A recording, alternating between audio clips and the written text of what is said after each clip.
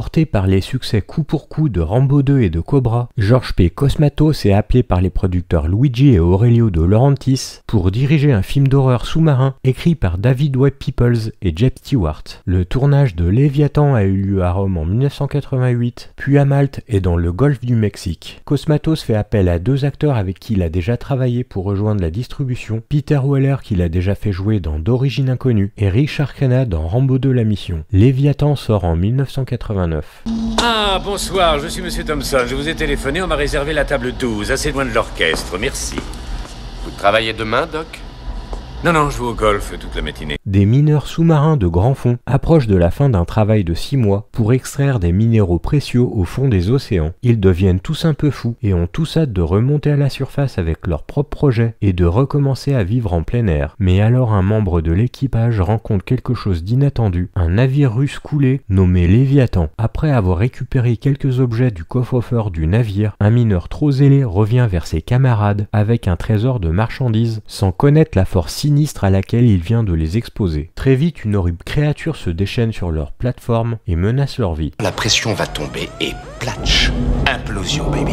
Léviathan n'égalera jamais Alien the Thing ou The Abyss, car oui, c'est un dérivé un peu insensé de ces trois œuvres. Cependant, tous les films ne doivent pas nécessairement être des classiques. Certains sont des films au-dessus de la moyenne à réaliser pour des sensations fortes et une mise en valeur du talent, qu'il s'agisse du jeu d'acteur ou des effets spéciaux. Si vous n'aimez pas les fonctionnalités de créatures, ce film ne peut pas être recommandé comme un incontournable. Cependant, si vous aimez les films de série B avec une production principalement de qualité supérieure, vous voudrez peut-être lui donner sa chance. De plus, c'est l'un de ces films qui semble tangible, contrairement aux fonctionnalités basées sur CGI qui dominent actuellement. Cela renforce un peu cette fonctionnalité sous-marine. C'est donc une imitation d'Alien ou de The Thing sous l'eau. Au lieu de l'espace ou de l'Arctique, nous avons un groupe de personnages au fond de l'océan, lorsqu'une créature mortelle de science-fiction et d'horreur commence à les éliminer un par un. Même le cinéphile le plus occasionnel verra les similitudes flagrantes avec cette configuration. Film d'horreur sous-marin, Léviathan était également l'un des rares films d'action et d'horreur sous-marin apparus à la fin des années 80 et début 90, comme Mutants aquatiques en liberté, Les Seigneurs des Abîmes, L'Abîme et The Abyss. Nous ne savons pas ce qui a rendu le fond de l'océan si populaire à cette période. Ils étaient peut-être tous nés de la découverte de l'épave du Titanic en 1985. Cela a attiré beaucoup d'attention et tout à coup nous avons vu toutes ces images fantomatiques astucieuses posées au fond de l'océan. Peut-être que cela a inspiré les cinéastes à raconter des histoires dans ce décor froid et sous pression, mais ce n'est qu'une hypothèse approximative.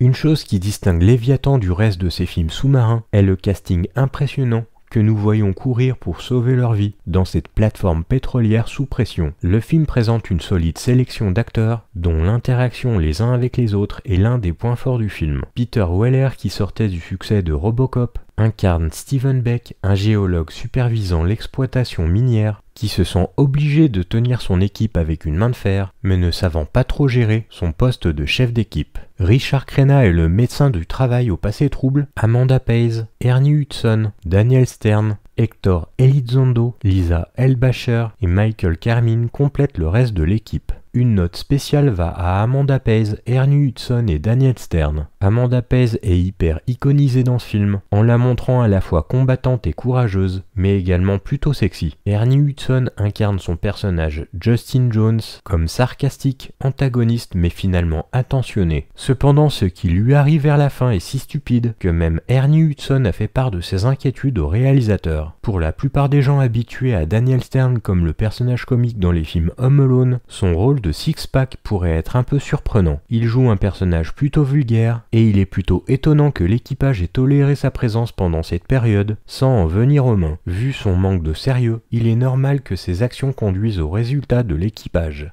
Je dis quelle paire. Ah ouais, un chef tocard, un docteur pas net, ça fait une paire de... Et qu'est-ce que t'as cru que je disais? Allez, joins mes doudounes.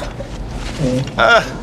Toute cette belle distribution forme l'équipage coloré qui devient des plombs remplaçables par leur patronne glaciale et impersonnelle de tri-océanique interprétée par Meg Foster qui, comme dans son rôle dans le film Invasion Los Angeles, joue sur l'ambiguïté aidée par son regard hyper profond. Alors que l'infection commence à se propager d'un personnage à l'autre, les autres font de leur mieux pour se débarrasser de la créature et se sauver. Cependant, les chances ne sont pas en leur faveur. Sans aucun moyen de sortir de la plateforme sans l'aide du personnage de Meg Foster en surface, et de cette créature devenant de plus en plus grande et plus visqueuse scène après scène, et démontant la plateforme. Des lance-flammes, des outils de forage, de grandes portes métalliques qui se ferment, de longs couloirs sombres, et cette créature surgissant de toutes sortes d'endroits, sont des plans plutôt iconisés par le réalisateur, qui sait mettre en valeur ses personnages en milieu hostile, comme il l'avait déjà fait dans D'origine inconnue ou Rambo 2. C'est très intéressant que Léviathan soit filmé au sec, notamment avec les combinaisons de l'équipage hors de la station, et à quel point ces scènes sous-marines sont convaincantes. La grande innovation du film est de pouvoir donner l'impression de filmer sous l'eau, sans avoir recours à des caméras sous-marines. En repensant à combien d'argent James Cameron a dépensé pour filmer et créer cet environnement sous-marin dans The Abyss, Léviathan a réussi à réaliser pratiquement la même chose, avec moins de travail et moins d'argent, et tout fonctionne assez bien. À moins d'être très attentif, il est difficile de faire la différence. De plus, peu de scènes d'action se déroulent sous l'eau, la plupart se déroulant dans l'installation minière. Il était donc plus que nécessaire d'avoir des décors crédibles, ce que la production a fourni. Rob Cobb, déjà responsable de ceux de Alien, s'en est chargé.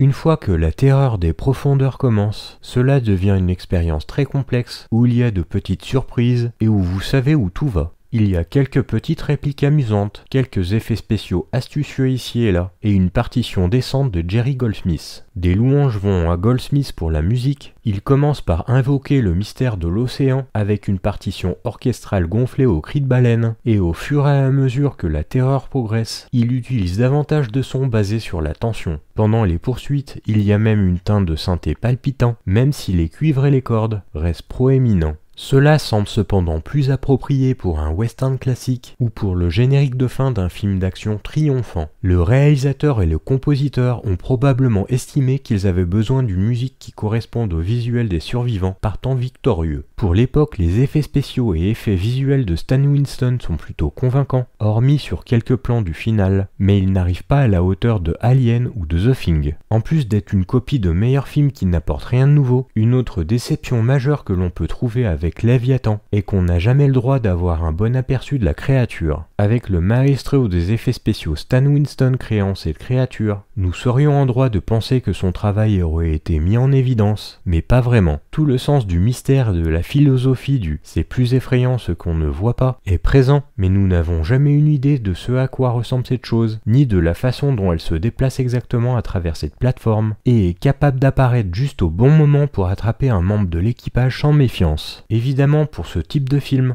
l'accent va être mis sur les effets de créatures. Honnêtement, il y a à la fois de bons et de mauvais éléments dans le design de Stan Winston. Sans atteindre The Thing, les mutations qui affectent l'équipe sont encore louables des années plus tard. Bien que les critiques aient ridiculisé le film en le qualifiant d'imitation des films précédents, les effets restent dignes d'un cauchemar jusqu'à un certain point. Quand le public découvre le look de la créature dans la révélation finale, c'est à ce moment-là qu'il pense que le réalisateur et le directeur de la photographie auraient probablement dû le laisser sous l'eau et dans le noir. Finalement, ce final en plein jour précipité et plus ou moins bizarre fait penser à une production bon marché et une production également précipitée. Mais hormis cette fin, c'est un film plutôt plaisant. Assez de promesses gratuites. Je me doute combien tout a l'air dérisoire après cette terrible odyssée. Et ta sœur?